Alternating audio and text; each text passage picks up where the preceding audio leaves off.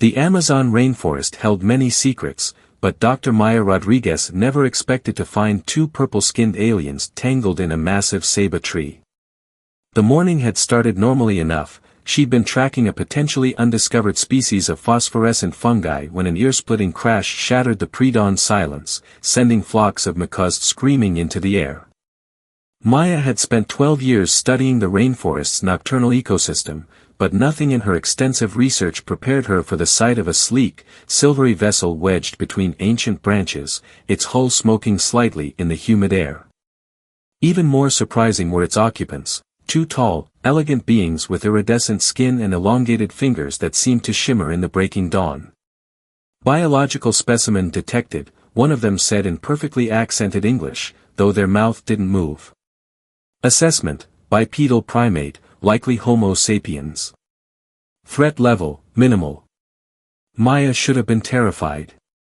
She should have run back to the research station, called the authorities, done anything except what she actually did, laugh. Minimal threat level. I'm the one with both feet on the ground, while you're hanging upside down in a tree. The aliens exchanged glances, their large, multifaceted eyes reflecting the emerging sunlight. The taller one, whose silvery hair seemed to float as if underwater, spoke first. "I am Senior Researcher Kira of the Galactic Botanical Survey. My companion is Nova, our xenobiologist. We appear to have encountered some navigational difficulties." "That's one way to put it," Nova muttered, trying to detangle herself from a vine. "Our quantum stabilizers reacted unexpectedly to your planet's magnetic field. The resulting cascade failure was unfortunate." Maya approached carefully, her scientific curiosity overwhelming any residual fear. "I'm Dr. Maya Rodriguez, botanist. And you're lucky you crashed here. This is a protected research area. No random tourists or media to deal with." She paused, studying their predicament. "Though you might want to move quickly. Those are army ants approaching your position." The alien's dramatic escape from the tree, complete with undignified yelps and frantic brushing off of imaginary insects, confirmed Maya's growing suspicion. For all their advanced technology, these beings were scientists first, and apparently shared the universal researcher's combination of brilliant minds and occasional practical clumsiness. Over the next few hours, as they assessed the damage to their ship, extensive, and their options, limited, Maya learned that Kira and Nova were part of an interstellar scientific mission. Their goal was to catalog and study unique botanical species across the galaxy. Earth, it seemed, had been on their highly interesting but potentially dangerous list for centuries. "Your planet's biodiversity is unprecedented," Kira explained, using some sort of holographic device to analyze the surrounding flora. "The sheer variety of adaptive mechanisms in your plant life alone is extraordinary. Not to mention the atmospheric conditions," Nova added, taking readings with another incomprehensible device. "The complex interaction between your biosphere and atmosphere is unlike anything we've documented." Maya watched them work, recognizing the familiar excitement of scientific discovery in their movements and discussions. "How long will it take to repair your ship?" The aliens shared another look, this one distinctly uncomfortable. "Our preliminary assessment suggests approximately 3 of your Earth months," Kira admitted. "The quantum crystalline matrix requires significant recalibration, and some components may need to be fabricated using local materials."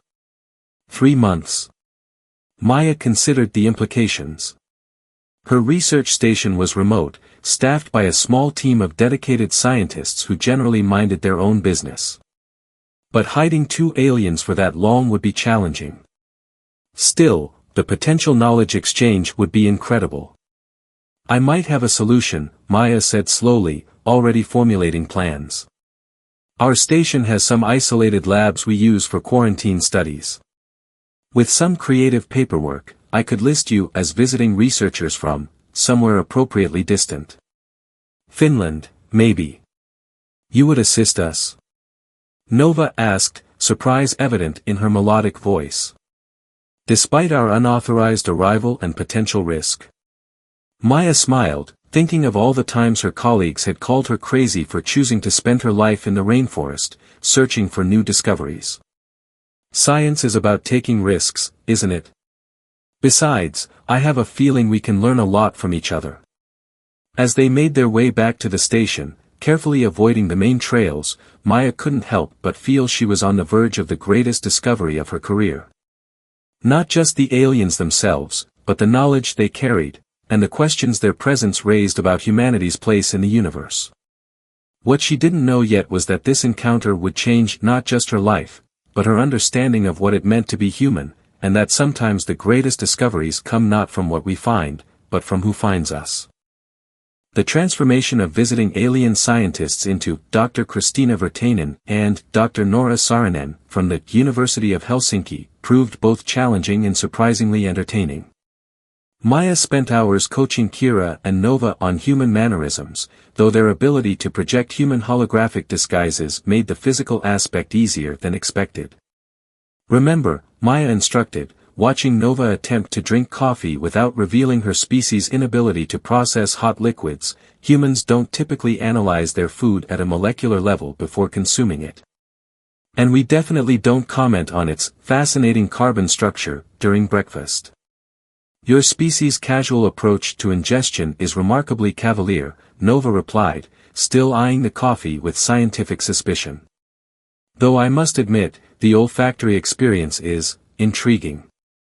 The research station's small team accepted the presence of their Finnish colleagues with minimal questioning, though Dr. James Martinez, the station's molecular biologist, developed an immediate and obvious crush on Dr. Virtanen. Maya found herself playing interference, particularly when Kira's fascination with human cellular structure led to her staring at James for uncomfortably long periods.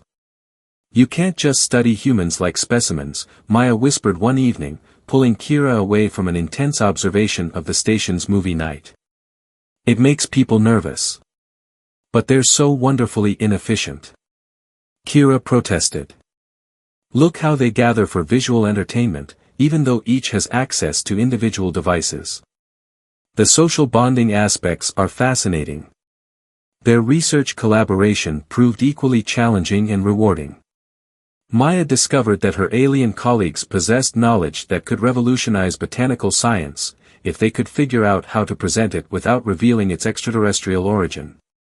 Together, they discovered several new species of plants with remarkable properties, though Maya had to frequently remind them not to use their advanced equipment in front of others. The close quarters of the research station created other complications. Like the morning Nova accidentally activated her species' natural bioluminescence during an exciting research breakthrough, leading to a hasty excuse about experimental phosphorescent body paint. Or when Kira's universal translator malfunctioned during a staff meeting, causing her to speak in her native language, a series of musical tones that had everyone convinced she was practicing for an avant-garde Finnish opera. But the biggest challenge came from Dr. Rebecca Wong, the station's sharp-eyed director. She began asking increasingly pointed questions about their research methods and unprecedented findings. I've never seen anything quite like your analysis techniques, she commented one afternoon, studying their latest results. The University of Helsinki must have some remarkable equipment. Maya felt her heart race, but Kira handled it smoothly. We believe in thinking outside traditional methodological boundaries, she replied, using one of the human phrases she'd recently learned. Innovation often requires unusual approaches. The close calls and constant vigilance should have been exhausting, but Maya found herself energized by their secret project. Every day brought new discoveries, not just about alien science, but about the nature of intelligence and adaptation. She watched as Kira and Nova gradually shifted from viewing humans as primitive subjects to complex beings worthy of respect and even admiration. The aliens were particularly impressed by human creativity and adaptability. Your species takes such joy in improvisation, Nova remarked one day, after watching the station's engineer repair complex equipment with what she considered primitive tools. You don't just solve problems, you seem to delight in finding unusual solutions. Their presence also changed the dynamic of the station in subtle ways. The team began having more group meals, engaged in longer discussions, shared more ideas. Even Dr. Wong seemed to soften, drawn in by the apparent enthusiasm of their Finnish visitors for cultural exchange. But as weeks passed, Maya noticed something else developing, something neither she nor her alien friends had anticipated. The lines between research collaboration and genuine friendship began to blur. She found herself looking forward to their private evening discussions, where they could drop the pretense and share stories about their vastly different worlds.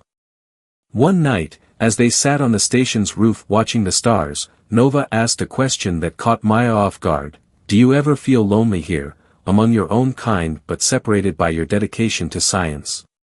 The question hit close to home. Maya had always put her research first, viewing personal connections as secondary to her work. But now, ironically, it took two aliens to make her feel truly understood. Sometimes, she admitted. But less so lately. Kira's bioluminescent patterns shifted in what Maya had learned was a sign of emotional resonance. We understand. On our world, pursuing knowledge can also lead to isolation. Perhaps that's why we find such comfort in this arrangement, despite its complications. As they sat there, three scientists from different worlds united by their curiosity in growing friendship, Maya realized they were running out of time. The ship's repairs were progressing faster than expected, and soon they would face difficult choices about the future of their collaboration, and their relationship. What none of them knew was that events were already in motion that would force them to decide between their professional duties and the bonds they'd formed, testing not just their friendship but their understanding of what it meant to be part of a scientific community that transcended planetary boundaries. The discovery happened on a rain-soaked Tuesday, 3 months into Kira and Nova's research exchange. Inside their secluded lab, carefully hidden from the rest of the station, Nova's handheld quantum analyzer began emitting an urgent series of tones that had both aliens freezing in place. "This can't be correct," Nova whispered, her holographic disguise flickering slightly in her agitation. "Kira, verify these readings." Maya watched as Kira's elongated fingers danced over the device, her multifaceted eyes widening. "Impossible. This terrestrial specimen contains molecular structures we've only theorized about. The implications for interstellar botanical science are unprecedented."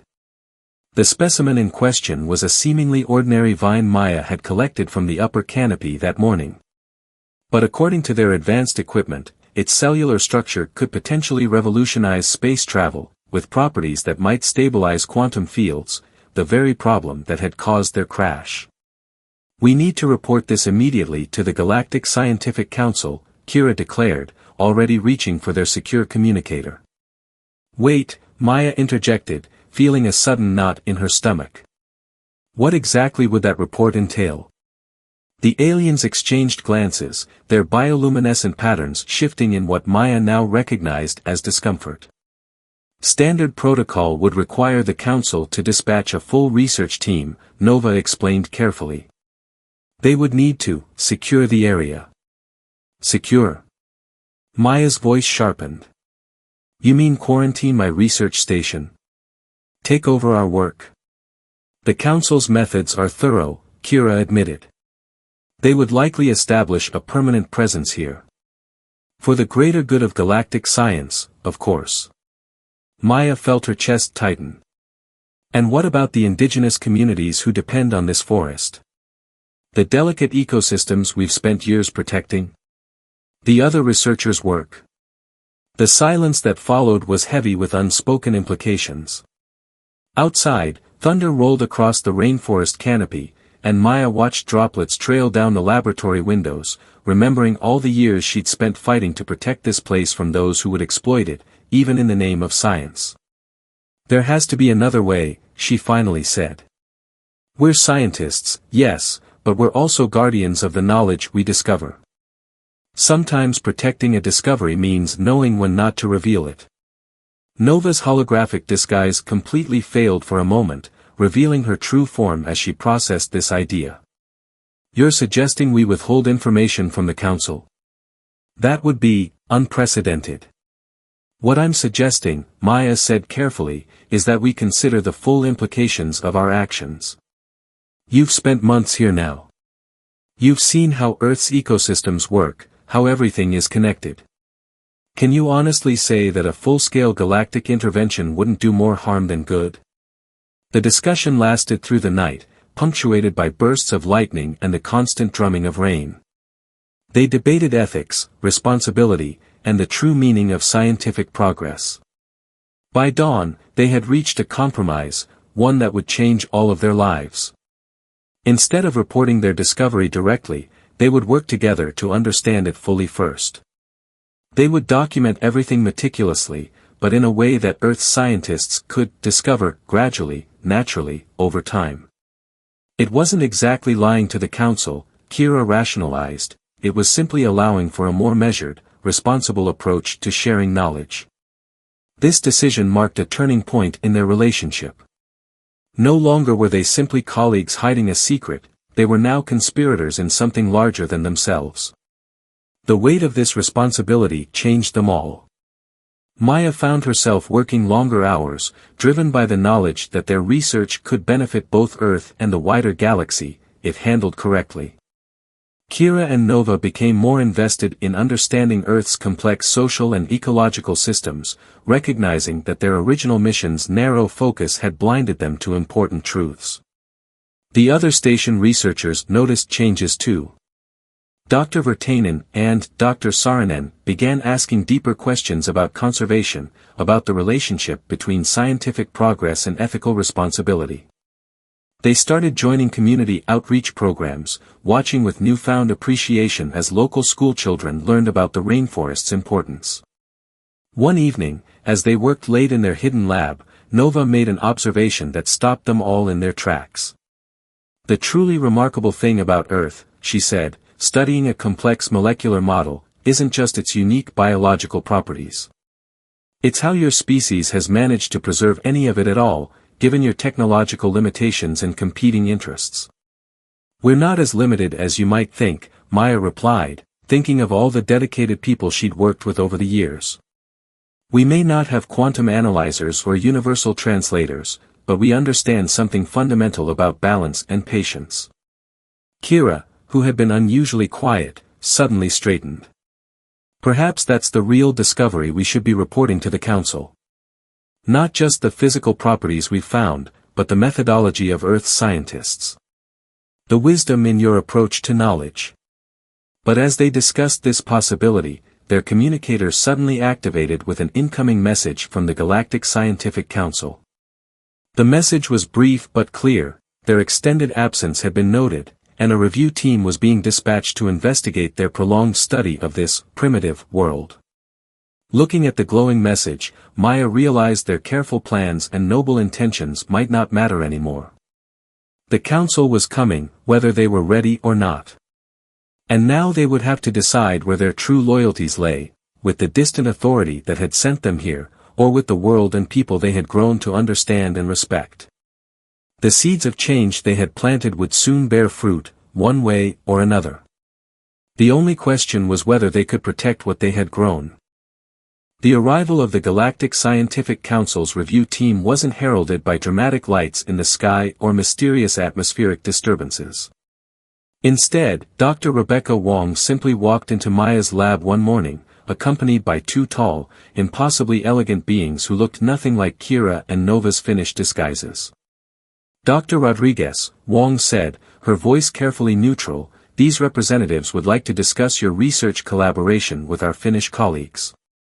Her slight emphasis on Finnish made Maya's heart skip a beat. The Council representatives introduced themselves as Arbitrator Zell and Observer Tash. Their holographic disguises were flawless, their mannerisms impeccable, and their presence terrifying.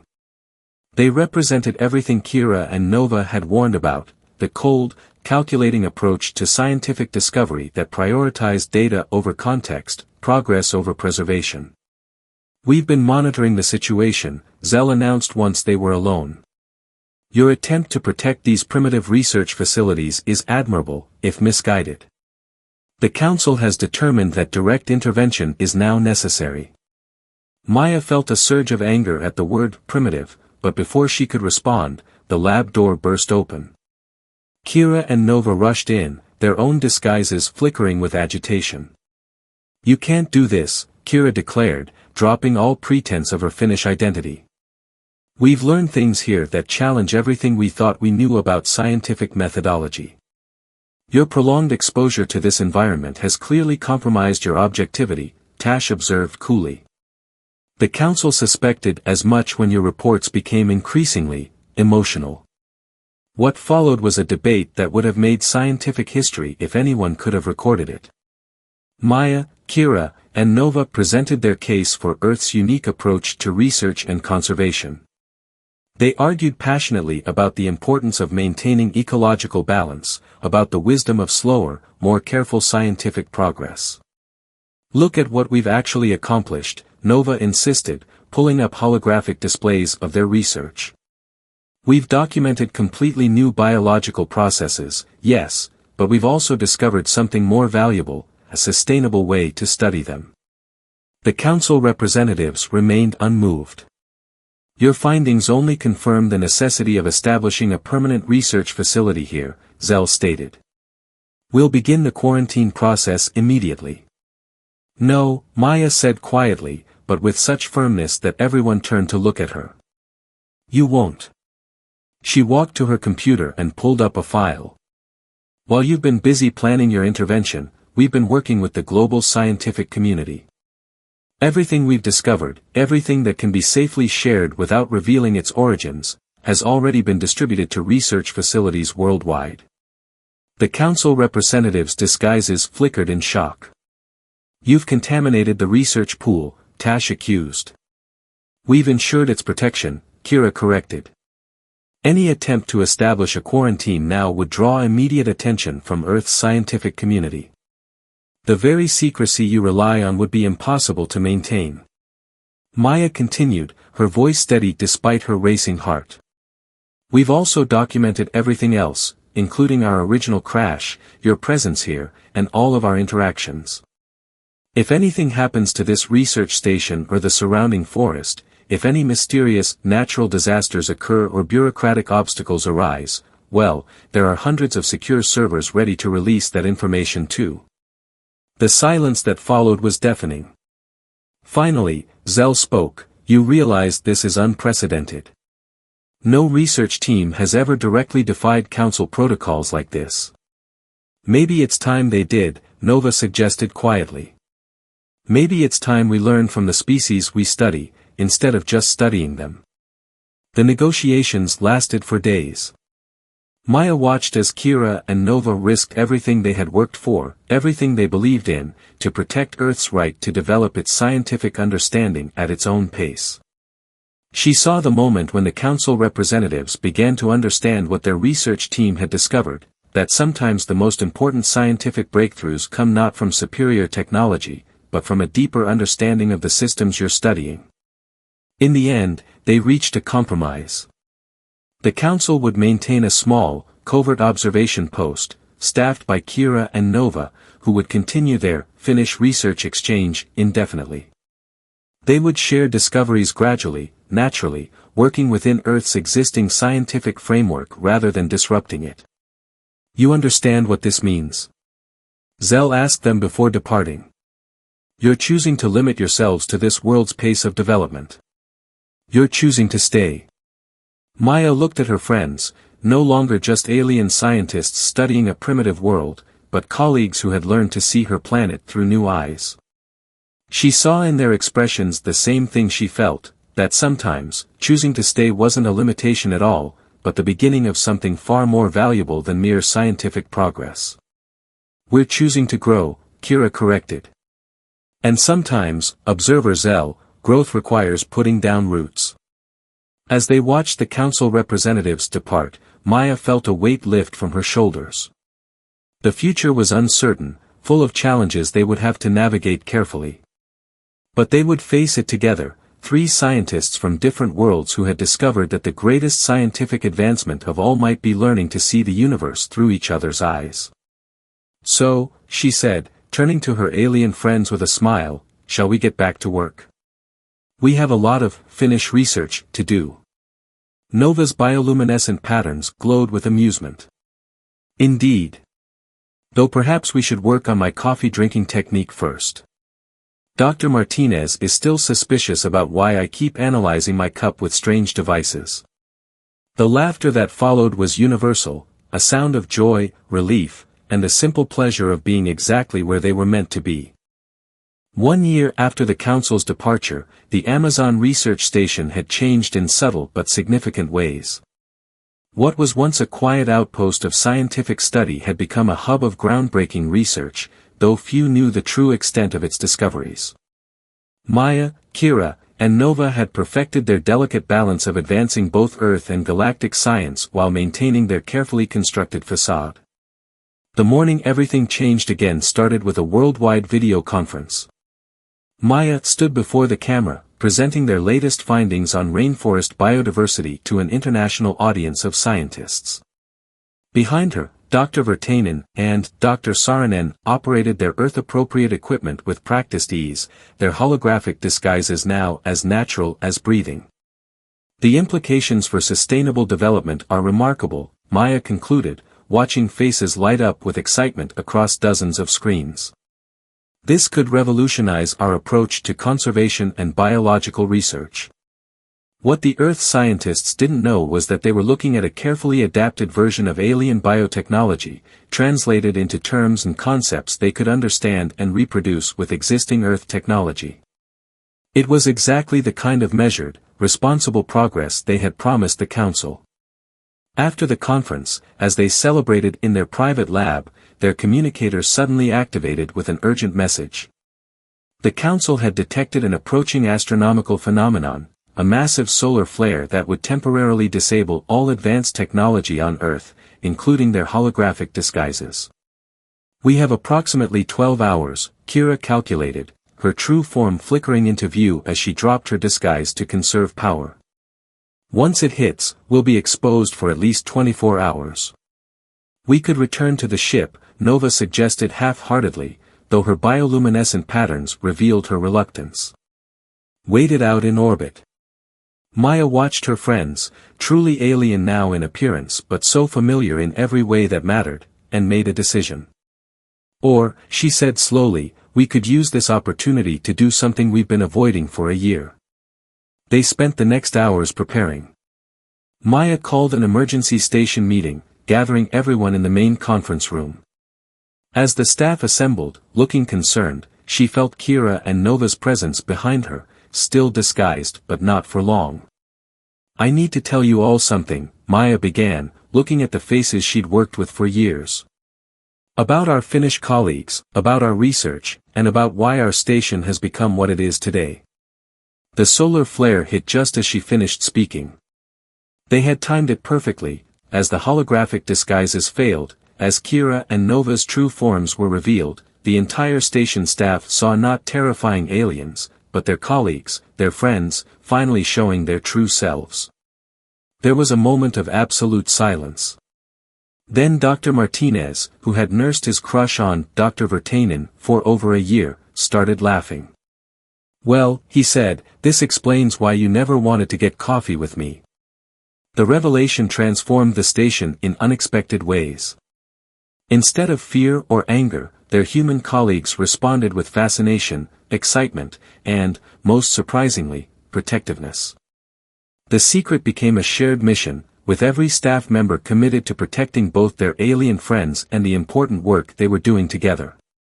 Dr. Wong, it turned out, had suspected something all along. I've been directing research stations for 20 years, she said dryly.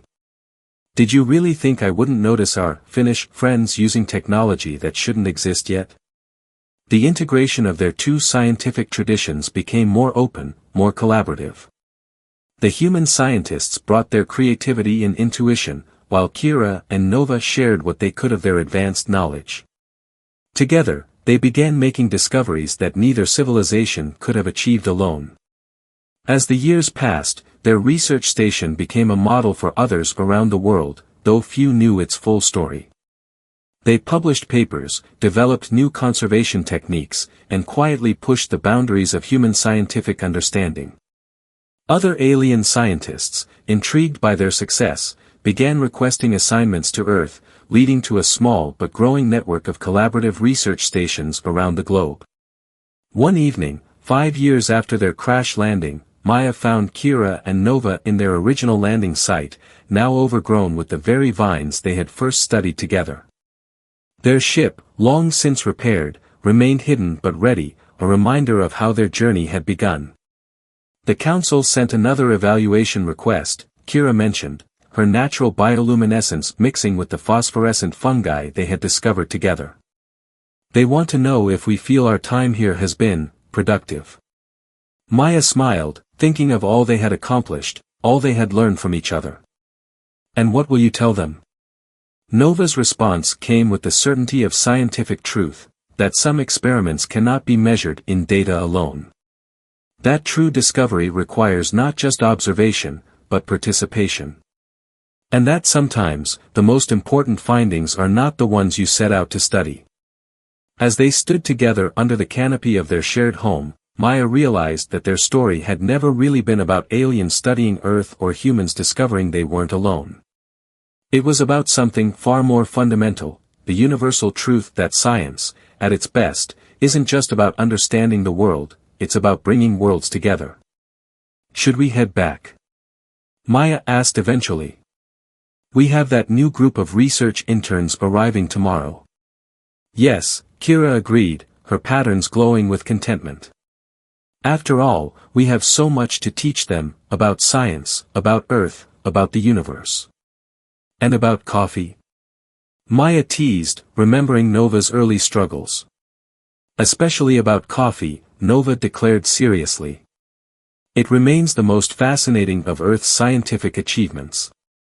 Their laughter echoed through the rainforest, a sound that bridged galaxies, species, and the vast distances between stars, proving that sometimes the greatest discoveries aren't found in data or experiments, but in the connections we make along the way.